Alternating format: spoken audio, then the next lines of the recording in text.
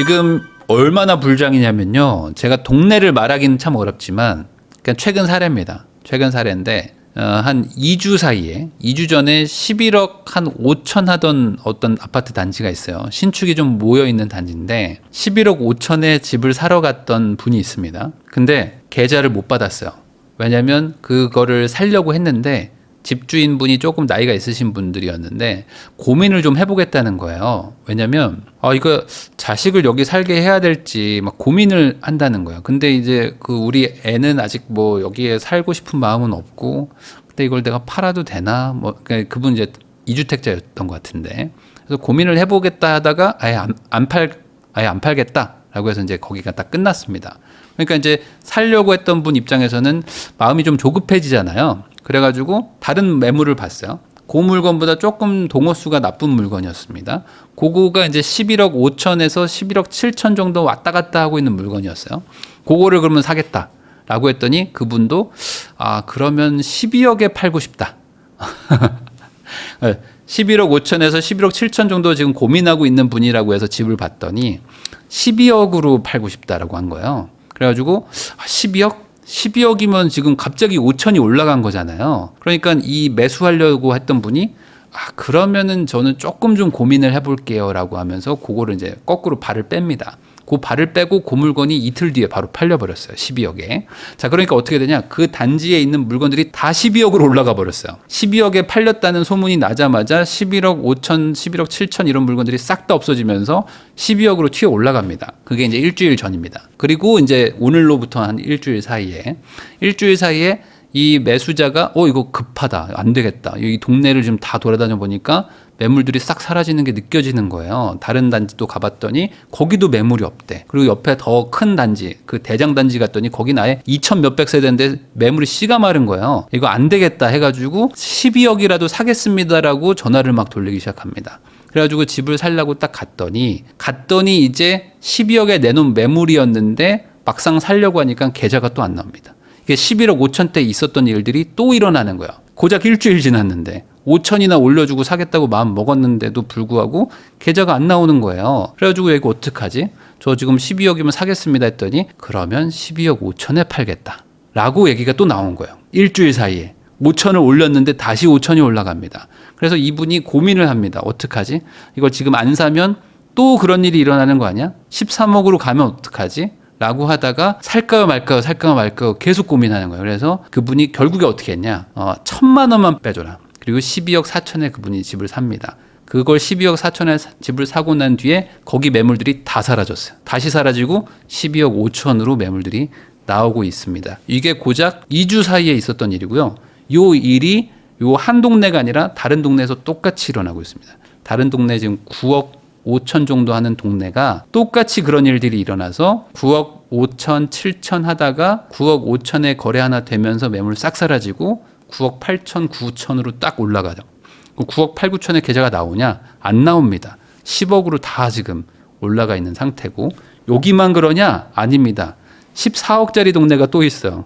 14억짜리 동네에서도 비슷비슷하게 지금 일어나고 있습니다. 14억짜리를 가서 살려고 했는데 결국에 집주인이 고민하다가 뭐라고 했냐? 못 팔겠다. 왜 못 파세요? 라고 했더니 내가 가려고 하는 동네에서 계좌가 안 나온다. 어디 가려고 하세요? 나는 이 14억짜리를 팔고 17억짜리를 살려고 했는데 그 17억짜리 동네가 18억이 돼버렸다. 그래가지고 나도 이걸 못 팔겠다. 혹시 14억 5천 줄 수 있으면 팔게. 라고 해서 이분이 고민하고 있는 분이 있는 게 어제 얘기입니다.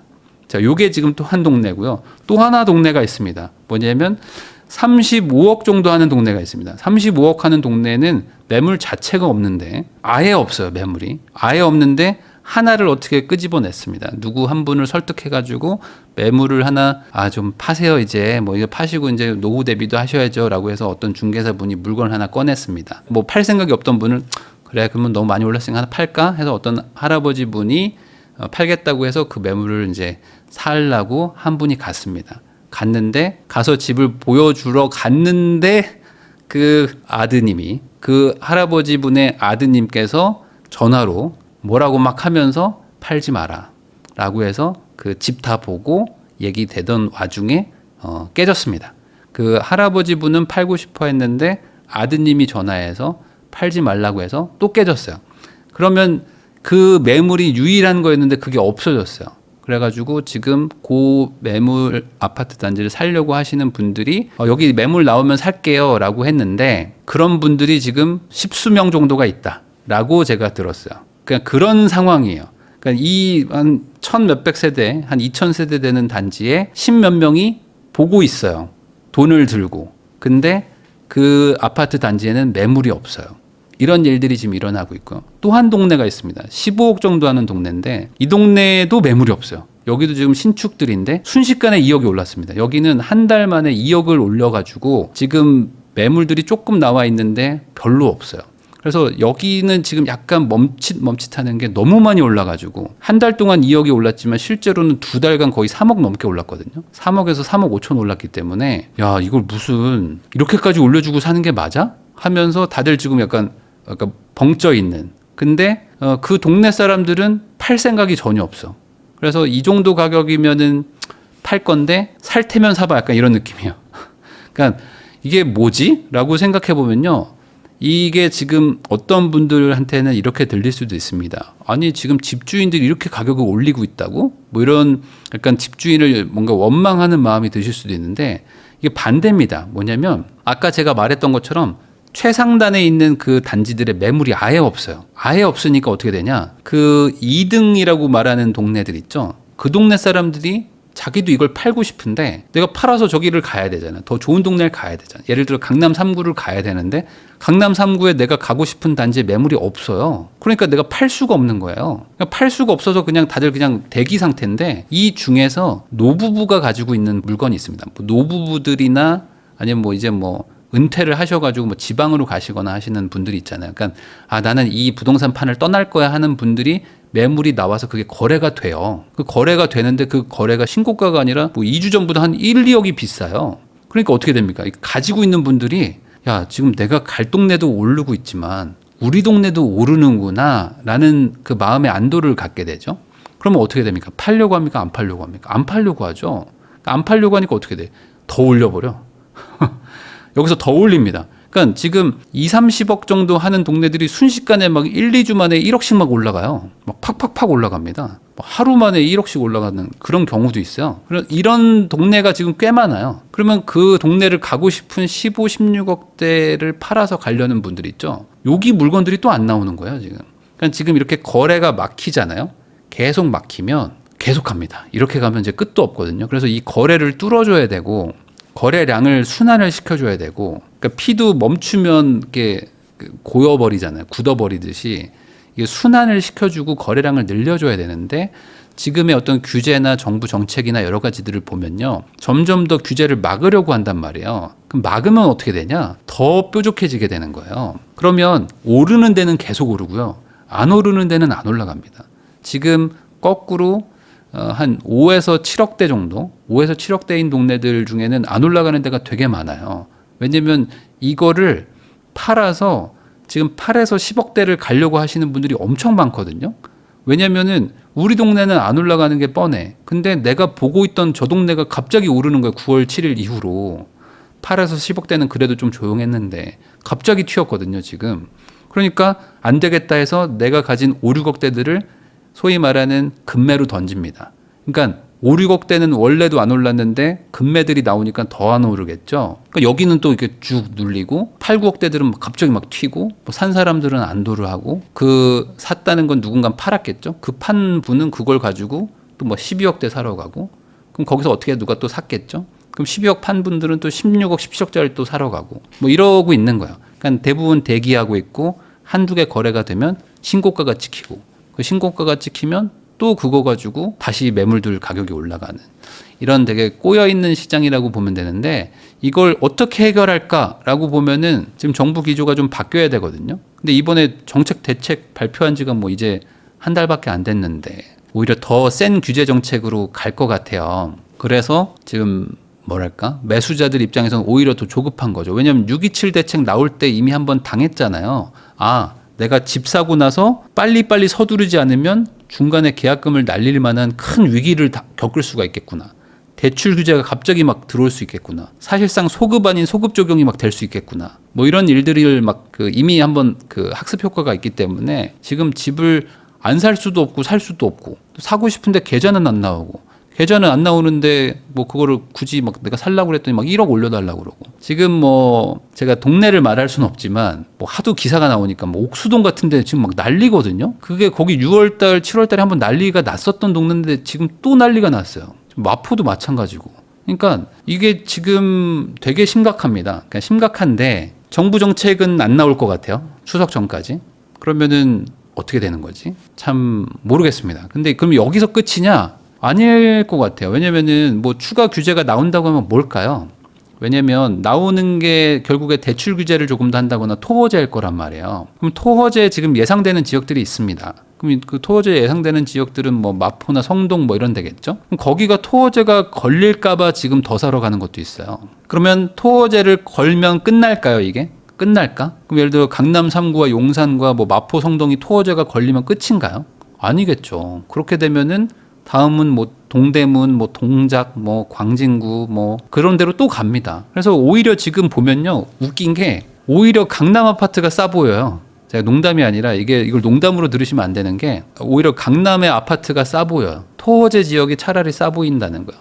왜냐면 36억짜리가 1억 오르는 거랑 20억짜리가 1억이 오르는 거랑 12억짜리가 1억이 오르는 거랑 비율은 다르잖아요. 똑같은 1억씩 오르지만 강남은 뭐 3%밖에 안 오른 거고 12억짜리는 10%가 오르는 거잖아요. 그러니까 이게 또 이렇게 가면은 저는 문제인데 이거 어떻게 해결하지? 라고 보면은 해결 방법은 사실 뭐 제가 그동안 맨날 얘기했지만 다주택 규제 풀고 서울 쏠림 현상을 지방으로 좀 보내고 사람은 못 보내니까 돈이라도 좀 지방으로 보내야 되잖아요.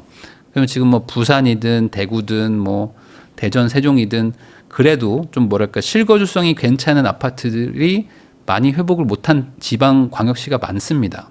그런 곳들에 뭐 다주택 규제를 좀 풀어주면 그나마 사람들이 아 이건 너무 비싼데라고 하면서 안 살려고 주춤했던 분들이 지방으로도 한번 눈길을 돌려볼 수는 있는데 이번에 또 헌법재판소에서 이제 공공의 이익을 위해서라면은 소급 적용도 합헌이다. 특히 이제 임대사업자들의 어떤 소급 적용하는 것이 합헌이라는 판결이 나왔기 때문에 다주택도 이제 무섭단 말이에요. 이렇게 가면요. 왜냐면은 야 이거 소급 적용을 할 수 있겠구나. 그러면 나는 다주택을 할 때는 예를 들어 뭐 두 채, 세 채를 살 때는 문제 없겠지라고 해가지고 내가 이번에 뭐 지방에 뭐 예를 들어 대도시에 뭘 샀어요. 근데 뭐 한 2, 3년 지나가지고 갑자기 소급 적용을 해버릴 수도 있잖아.